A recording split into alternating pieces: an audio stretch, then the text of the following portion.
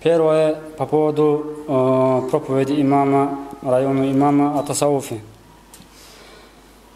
Хочу говорить о том, что в наше время, уже прошло те 90-е годы, в наше время многие уже тасауф что такое признают. И потому что те, кто отрицали в 90-х годах тасауф, это их ученый, так скажем, Ибн Таймия. У него есть отдельная книга, есть целый раздел о тасауфе. Целый раздел книги, даже том о тасауфе этот ученый написал. Соответственно, сомнения по поводу тасауфа у людей уже в наше время почти не осталось, альхамдулилля. Потому что тот же авторитет, да, кому он авторитет, так скажем, Ибн Таймия, он об этой науке высказывается очень положительно. В наше время проблема чуть в другом.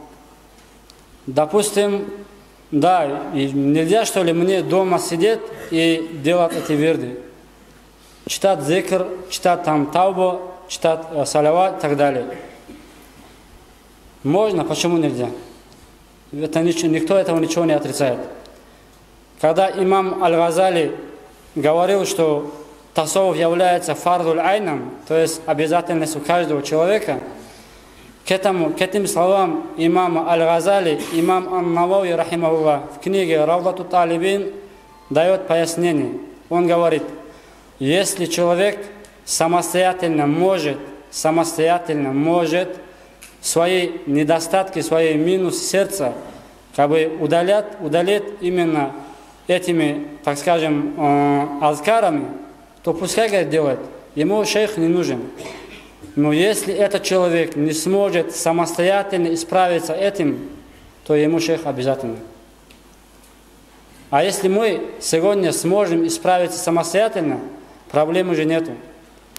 А если мы все-таки же не можем исправиться самостоятельно, то нам в этом случае нужен наставник.